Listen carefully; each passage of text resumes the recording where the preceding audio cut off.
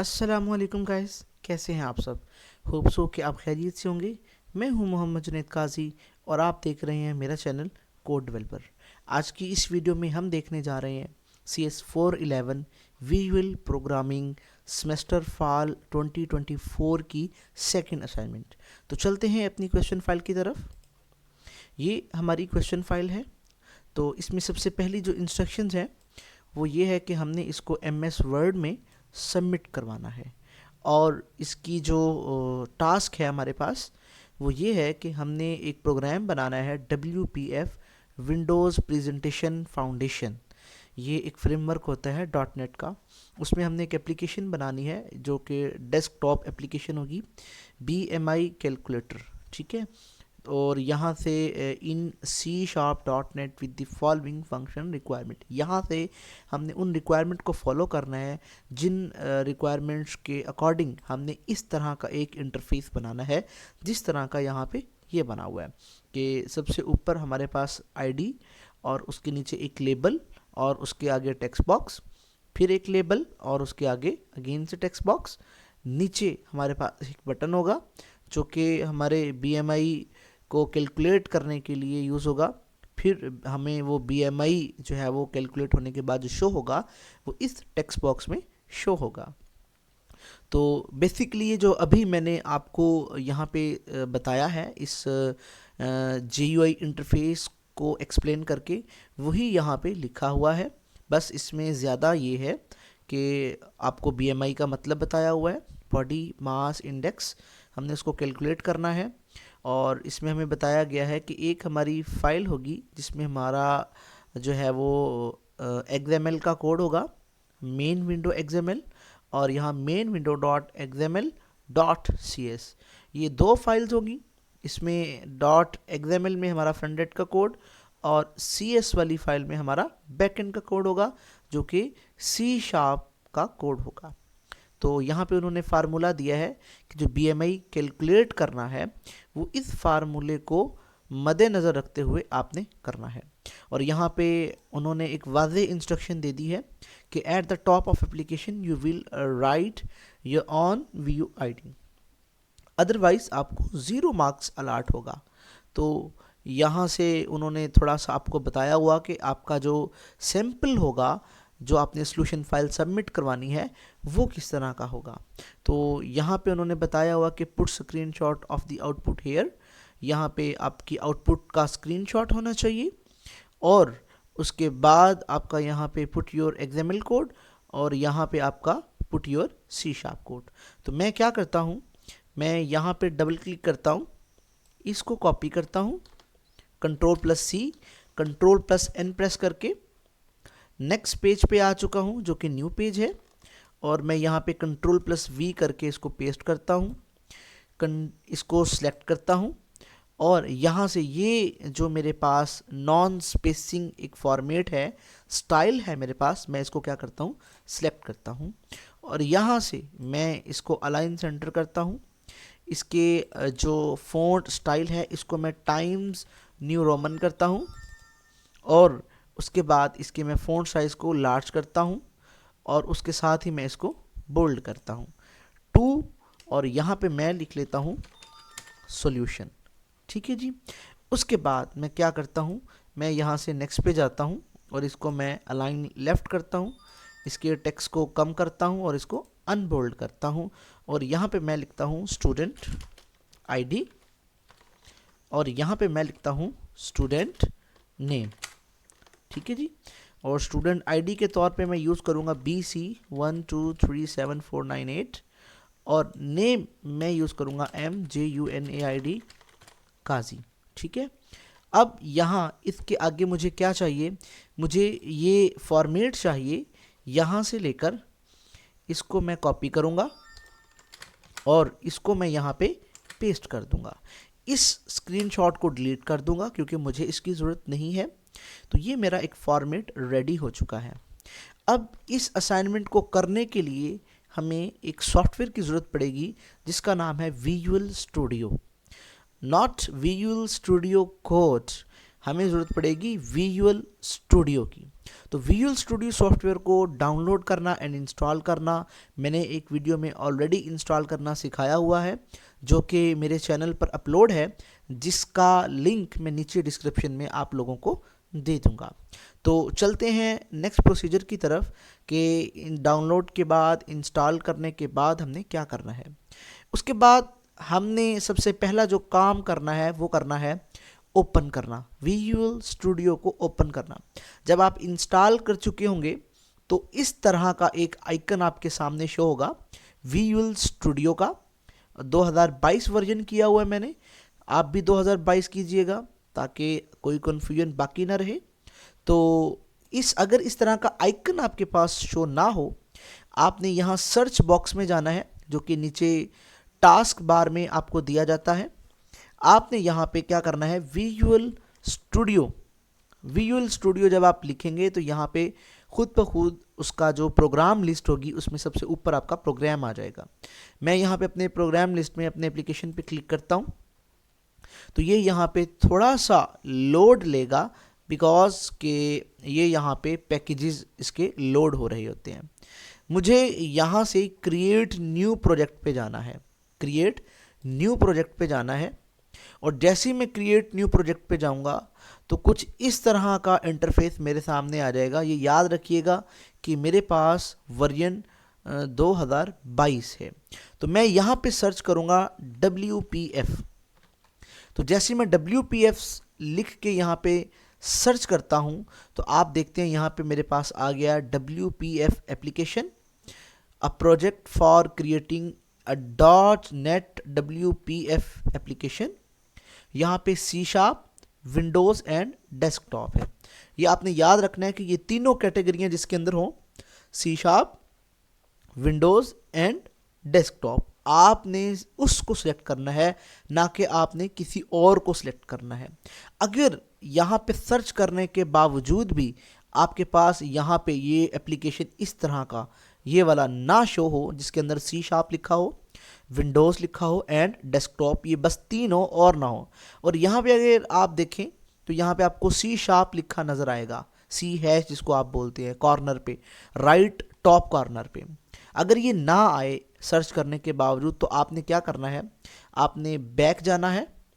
Back जाके आपने यहाँ पे कंटिन्यू विदाउट कोड पे आपने क्लिक करना है।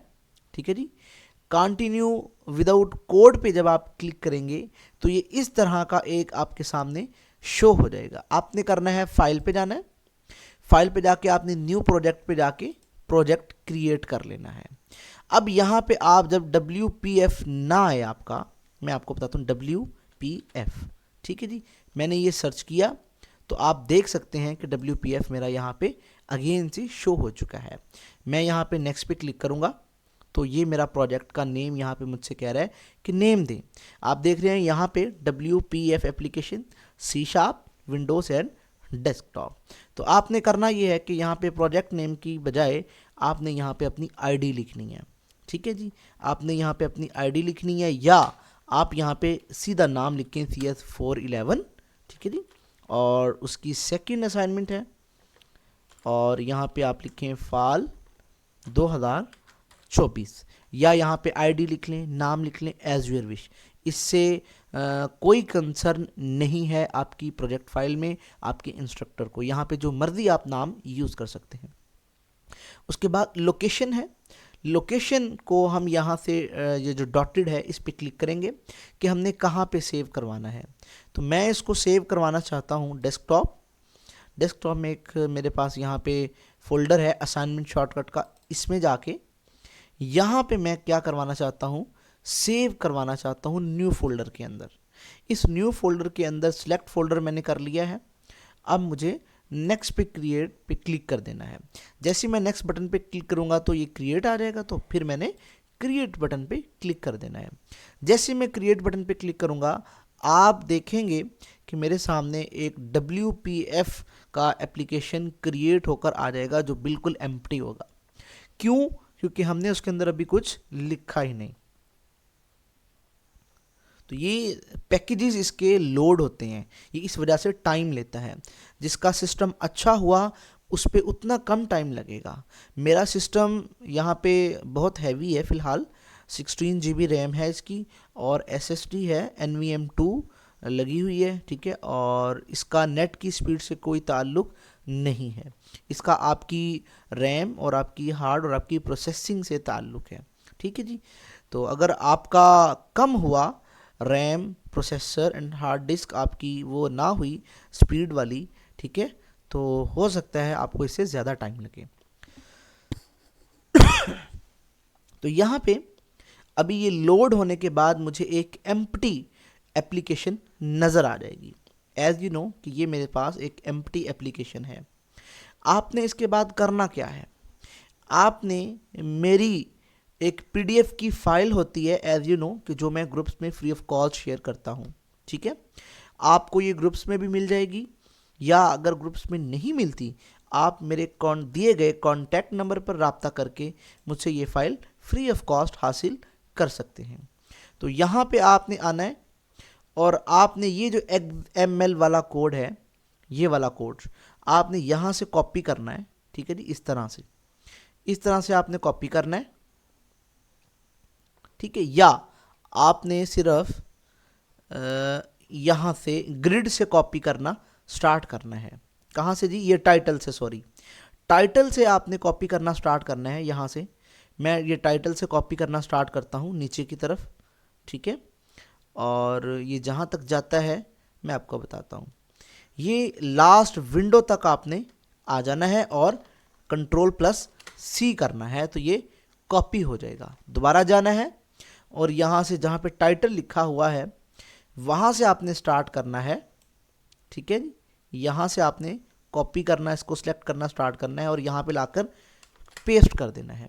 जैसे ही मैंने पेस्ट किया तो आप देखेंगे कि हमारा यहाँ पे कुछ इशू आ गया है जिसको हम रिजॉल्व करते हैं। यहाँ पे हमारा जो इशू आया है वो ये है कि हमारा इसका नेम और हमारी इस फाइल का नेम सेम होना ज़रूरी है। तो फाइल के जो है वो अंडरस्कोर है, यहाँ भी अंडरस्कोर है, ठीक है जी। और यहाँ पे जो इशू आ रहा है वो व्हाट्सअप नंबर, ये देखें बीच में मेरा व्हाट्सअप नंबर का जो वो था वो भी आ चुका है। आपने इसको क्या करना है, रिमूव, ठीक है। आपने इसको भी रिमूव करना है, ठीक है जी। और अब देखें क्योंकि मेरा ये जो व्हाट्सअप नंबर था ये वाला कॉन्टैक्ट ऑन व्हाट्सअप और ये भी बीच में कॉपी हो गया, तो आपने इसका ख्याल रखना है। ये देखें अब नो इशू फाउंड आ रहा है, ये देखें यहाँ पे, और यहाँ पे मेरा एक एप्लीकेशन भी बन चुका है एज यू नो, ठीक है। तो अब हमने करना क्या है, अब हमने कॉपी करना है इससे नेक्स्ट वाला कोड, ये वाला कोड हमने कहाँ से कॉपी करना स्टार्ट करना है मैं बताता हूँ। ये यहाँ से प्रोवाइड वॉइड बटन कैलकुलेट से यहाँ से कॉपी करना है, इसको स्टार्ट कर देना है आपने यहाँ से इस तरह से, ठीक है जी। ये मेरा यहाँ पे कॉपी हो रहा है इतना सारा कॉपी, और कॉपी करके मैंने इसको इस .c वाली इसके साथ वाली फाइल में जाना है और यहाँ पे ये जो इनिशियलाइज कंपोनेंट है इसके नीचे ये जो ब्रैकेट्स क्लोज हो रही हैं यहाँ पे मैंने इंटर प्रेस किया और इन दोनों ब्रैकेट्स को मैंने ख़त्म कर देना है और यहाँ पे मैंने वो कोड पेस्ट कर देना है कुछ इस तरह से, ठीक है जी। अब यहाँ पे जो इशू आ रहा है वो ये आ रहा है कि यहाँ पे ये जो आ रहा है ये वाला, ये नहीं आना चाहिए, इसको मैंने रिमूव कर दिया। तो अभी मेरे पास ये आ रहा है कि जी हाईलाइट ये वो और एक्स्ट्रा जो मेरे पास ये चीज़ें आ रही हैं इनको अब हम करते हैं मैनेज। कैसे करते हैं मैनेज मैं बताता हूँ आपको। यहाँ पे देखें मेरे पास जब मैंने कोड को कॉपी किया तो यहाँ पे मेरे जो है वो एंड हो जाने चाहिए ये वाली लाइंस, लेकिन ये वाली लाइंस एंड ना होने की बजाय क्या हो रहा है जी, वो आगे नेक्स्ट जा रहा है। तो मैं जाता हूँ यहाँ पे कैलकुलेट द यूजिंग, यहाँ पे गेट हाइट है जी, यहाँ पे double from text boxes double height is equal to double procedure, ये आपने ज़रा मैच कर लेना है, ठीक है जी। ये बहुत इंपॉर्टेंट है। ये देखें टेक्स्ट बॉक्सेस से आगे यहाँ पे मैं इंटर कर दूंगा कुछ इस तरह से, ठीक है जी। और इसको मैं मिटा दूंगा यहाँ से ऐसे। उसके बाद यहाँ पे convert height from centimetres to metres, यहाँ से convert height from centimetres to metres, यहाँ से मुझे करना है इस तरह और मुझे इसको रिमूव करना है इस तरह। 100 पे चला गया, ठीक है जी, यहाँ पे और यहाँ पे आ गया। उसके बाद मुझे क्या करना है, उसके बाद मुझे इस वाले को मैनेज करना है डबल। मुझे डबल से पहले पहले जो है वो इंटर करना है और इसको मैंने बैक करना है। उसके बाद मैंने क्या करना है, उसके बाद मुझे यहाँ पे डिस्प्ले तक चाहिए, बस यहाँ तक, और इसको मैं कर दूंगा रिमूव, ठीक है जी। अब यहाँ पे आप अगर देखें तो यहाँ पे ट्राई के बाद एक ब्रैकेट स्टार्ट होती है और ब्रैकेट के अंदर यहाँ पे दो मेरे पास मेरी जो हाइट और विड्थ को कंट्रोल करने के लिए हैं दो। अब यहाँ से अगर मैं इसको कुछ इस तरह से करूँ तो ये जो है वो ठीक होगा, ठीक है जी, डबल। और ये टेक्स्ट बॉक्सेस जो है ये ऊपर वाले का हिस्सा है, इसको मैं क्रॉस करता हूँ और यहाँ पे मैं इसको पेस्ट करता हूँ, ठीक है जी। अब देखें ज़रा, ये यहाँ पे 0 एरर और यहाँ पे मेरी 0 वार्निंग है, ठीक है जी। आपने इसी फाइल में से कोड को इसी तरह मैनेज करना है, ठीक है जी। ये मैंने आपको कॉपी करने का तरीका बता दिया, उसको सेट करने का तरीका बता दिया। अब आपने करना है इसको Ctrl+S सेव। अब आपने इसको रन करना है। रन करने के लिए ये तो एक बटन है ग्रीन कलर का, आप देख रहे होंगे, ठीक है जी। आप इस पर भी क्लिक कर सकते हैं ग्रीन कलर के बटन पे, और Ctrl+F5 भी क्लिक कर सकते हैं, या अकेला F5 प्रेस करेंगे तो ये रन हो जाएगा। मैं कीबोर्ड से F5 को प्रेस करता हूँ जी, ये देखें जी मेरा ये प्रोजेक्ट जो है ये रन हो रहा है। WPS विंडोज़ प्रेजेंटेशन फाउंडेशन का जो प्रोजेक्ट है मेरे पास, डेस्कटॉप एप्लीकेशन, ये मेरे पास रन हो रहा है। ये रन होते हुए थोड़ा सा टाइम लेगा क्योंकि इसके पैकेजेस होते हैं, लाइब्रेरियाँ होती हैं जो इसने क्या करनी होती हैं, लोड करना होती हैं डिबगर के अंदर। देन जाके ये क्या करता है, आपकी फ़ाइल को रन कर देता है, ठीक है जी। अब देखें जी, ये मेरे पास मेरा जो प्रोजेक्ट है वो रन होकर आ चुका है।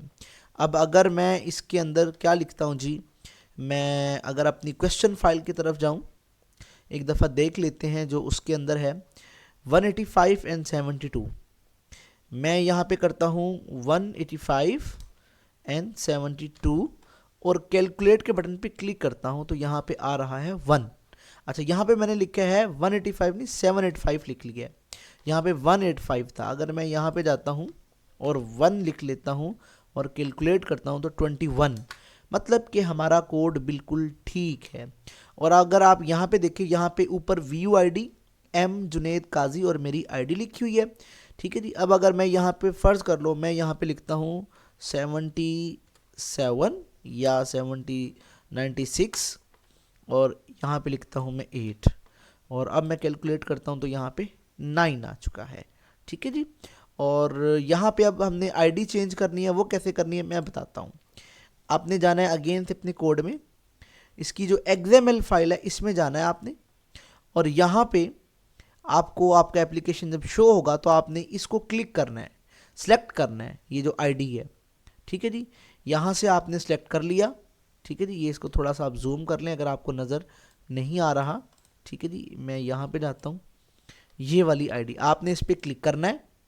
जैसे ही आप इस पर क्लिक करेंगे तो यहाँ पे वो आपको हाईलाइट कर देगा, देखें लिखा VUID M जुनेद काजी। आपने क्या करना है, यहाँ पे मेरा नाम को मिटा देना है आपने, और यहाँ पे अपना नाम लिख लेना है। जैसे कि मैं यहाँ पे लिखता हूँ BC 1 2 3 4 एंड 5 6, तो आप देखें कि यहाँ पे भी लिखा जा चुका है, ठीक है जी। अब अगर मैं इसको Ctrl+S करूँ और मैं इसको F5 प्रेस करूँ तो ये रन हो जाएगा, और यहाँ पे ID भी मेरी यही वाली आएगी, ये जो मैंने यहाँ पे लिखी है। तो अभी आपके सामने रन होके आ जाता है।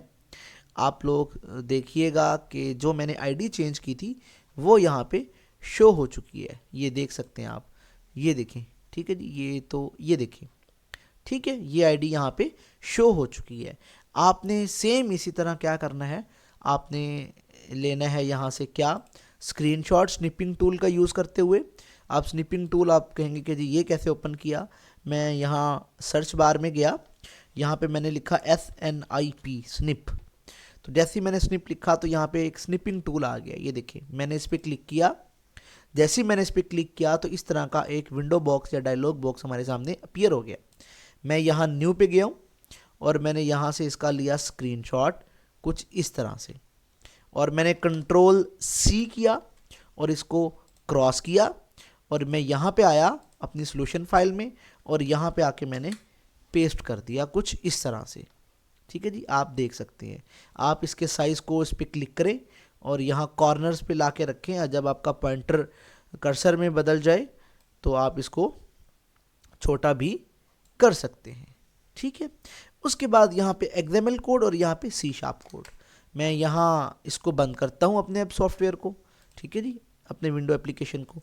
और ये XML कोड मेरा कह रहा है, मैं यहाँ पे जाऊँगा कंट्रोल A कंट्रोल C और यहाँ पे लाके कंट्रोल V कर दूँगा। ठीक है, और उसके बाद मैं अपने साथ वाली फाइल में जाता हूँ और यहाँ पे कंट्रोल A कंट्रोल C करता हूँ और यहाँ पे आके इसके नीचे मैं कंट्रोल V कर देता हूँ। ठीक है, तो ये मेरी जो फाइल है या ये जो मेरा कोड है या ये जो मेरी असाइनमेंट है इस वक्त कंप्लीट हो चुकी है। अब मैं करूँगा जी इसको सेव कंट्रोल S से, और मैं इसको चाहता हूँ जी ब्राउज़र, और मैं इसको सेव करूँगा जी डेस्कटॉप पे। ठीक है जी, मैं डेस्कटॉप पे इसको सेव करता हूँ जी CX411, मैं सॉल्यूशन, ठीक है जी, और मैं सेव पे क्लिक करता हूँ। इस तरह से आपने क्या करना है, अपनी CS411 की असाइनमेंट नंबर 2 का सॉल्यूशन रेडी करना है। तो वीडियो अच्छी लगी हो तो लाइक करें, सब्सक्राइब करें और अपने दोस्तों के साथ शेयर करें। मुझे इजाज़त दीजिए, मिलते हैं नेक्स्ट वीडियो में। अल्लाह हाफिज़, टेक केयर।